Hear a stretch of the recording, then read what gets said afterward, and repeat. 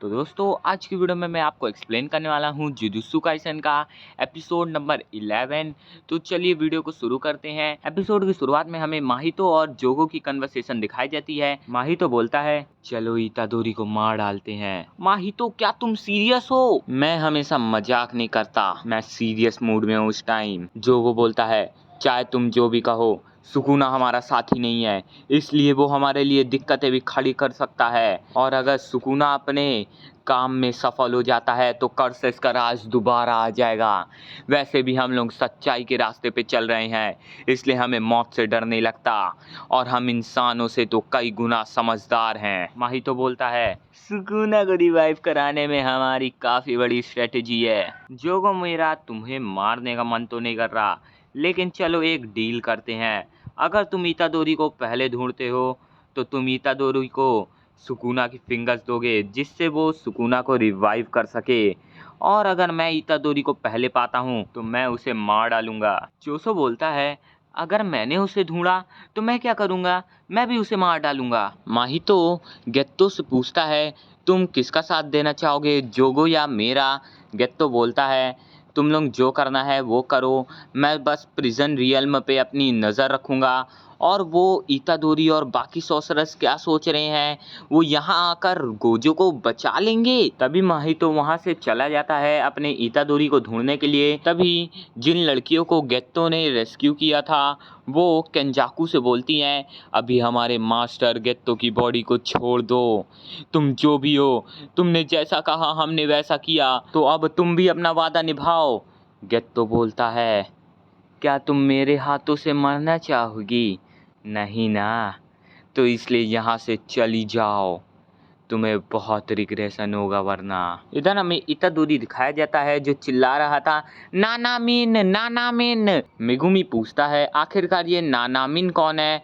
इतादोरी बोलता है, तुम नानामी सान को नहीं जानते? मेगुमी बोलता है, मतलब तुम नानामी की बात कर रहे थे। नानामी वहाँ पे आ जाता है। इतादोरी नानामी को पूरा समझाता है कि गेत्तो की बॉडी के अंदर कोई और है जिसने अपने गोजो को सील कर दिया है। नानामी ये सब सुनकर सोच में पड़ गया था। तभी मैकामारू बोलता है, अगर हमें कुछ करना है तो हमें मल्टीटास्किंग करनी पड़ेगी। मैं ग्रेड 1 सॉर्सरर, एक रिक्वेस्ट तो कर ही सकता हूँ।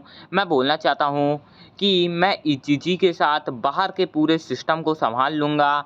तुम लोग प्लीज़ अंदर जाओ और सॉर्सरर्स को रोकने वाले बैरियर को हटाओ। और अगर तुम लोग को रास्ते में कुसाकाबे और सुप्रीम ग्रेड 1 सॉर्सरर जेनिन मिले तो उनको पूरी सिचुएशन को समझाना और उनसे बोलना कि उनका वहाँ पास होना ज़रूरी है। इनो बोलता है, ठीक है मैं समझ गया। नानामी वहाँ से चला जाता है। इनो जो रहता है वो बकैतियाँ चालू कर देता है। तभी वो इतादोरी और मिगुमी को समझाने लगता है कि गोजो के सील होने से क्या क्या दो बड़े कॉन्सिक्वेंसेस आ सकते हैं। वो सबसे पहले समझाता है, हमारा गोजो जो है वो अब सील हो चुका है, तो इसके वजह से गोजो फैमिली का जो हमारा एक लौता बंदा था अब वो नहीं है। इसके वजह से गोजो ने जितने लोगों की भी जान बचाई थी वो सारे लोग अब न्यूसेंस हो जाएंगे और शायद उन्हें मार भी दिया जाए। दूसरी बात ये है कि गोजो के ना रहने की वजह से पावर में इम्बैलेंस क्रिएट हो जाएगा, क्योंकि गोजो के वजह से ही बहुत सारे लोग शैडोज के अंदर छुप के रह पाते हैं।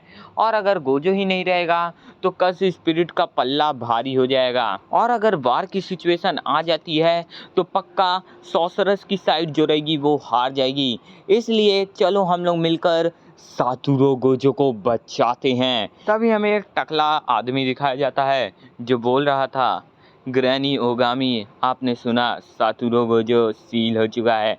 ये कितना इंटरेस्टिंग बात है ना। आखिरकार इस देश का क्या होगा? ओगामी बोलती है, कुछ भी चेंज नहीं होगा, हम लोग कष्ट होंगे और हम लोग मर जाएंगे। हमें इतादोरी दिखाया जाता है इधर, जो कर्टेन को अपनी कस्ट टेक्निक से तोड़ने की कोशिश कर रहा था, लेकिन वो ऐसा नहीं कर पाता।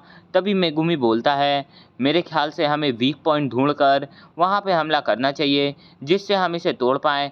इनो बोलता है, इसका कोई फ़ायदा नहीं होगा, क्योंकि ये एक तरीके का बैरियर है जो सॉर्सरर्स को अंदर जाने से रोक रहा है, इसलिए हमें डायरेक्ट इस पूरे कर्टेन को ही तोड़ना होगा। तभी इतादोरी बोलता है, मैंने सुना है जो भी कर्टेन को कास्ट करता है वो तो कर्टेन के अंदर होता है, लेकिन हाराजुकु में तो। तभी इतने बोलते ही इतादोरी के अपना इनो बोलता है, मैं समझ गया, इस कर्टन का जो भी कास्टर है वो इस बैरियर के बाहर है, इसके वजह से उसके ऊपर हमला होने का रिस्क बढ़ चुका है, इसीलिए उसके बैरियर की ताकत भी जो है वो बढ़ गई है। ये कुछ एग ऑफ कोलंबस के जैसा है, लेकिन ये बात जो मैं कह रहा हूँ ये पूरे तरीके से हमारे बैरियर्स के बेसिक्स को खंडित करता है। तो मेरे ख्याल से हमें पूरी बात को समझना होगा। अगर हम इसको समझ जाते हैं तो हमको ये भी पता चल जाएगा कि इतादोरी का हमला काम क्यों नहीं आ रहा था। तो हमें इस कर्टेन के कास्टर को ढूंढना ही होगा। हमें फिर से वही बंदा दिखाया जाता है जो शिबुया के सी टावर पे खड़ा था और बोलता है, ये कास्टर्स के लिए छुपने की सबसे ज़्यादा ऑब्वियस जगह है, कोई भी इसके बारे में पता लगा लेगा, लेकिन यहाँ तक सॉर्सरर्स को पहुँचने में काफ़ी समय लग जाएगा क्योंकि बिल्डिंग के अंदर बहुत सारे ट्रांसफिगर्ड ह्यूमंस हैं, इसलिए हम यहाँ पर सेफ़ हैं। तभी वो लोग इतनी बात कर ही रहे थे, वहाँ पर अपना मेगुमी जो था वो अपने चील का इस्तेमाल करके छतवा पे पहुंच जाता है। मेगुमी और इनो माकी के द्वारा दिए गए वायर का इस्तेमाल करके उन तीनों को घसीट लेते हैं और उस कर्टन को तोड़ देते हैं। इनो देखता है कि पहला कर्टन टूट चुका है, लेकिन अभी भी जो जुजुत्सु सॉर्सरर्स को अंदर जाने से रोक रहा है कर्टन, वो अभी भी बचा हुआ है। इतने में वो तीनों बंदे अपने आप को बचाते हैं। जो एक टकला वाला बंदा था वो अपने इनो और मेगुमी के ऊपर हमला करने वाला था, उतने में इतादोरी उसको रस्सी से पकड़ के घसीटने लगता है ज़मीन के तरफ। तभी अपना वो बंदा हवा में बोलता है, ये बंदा पक्का मुझे ज़मीन में लड़ा लड़ा के मारने वाला है।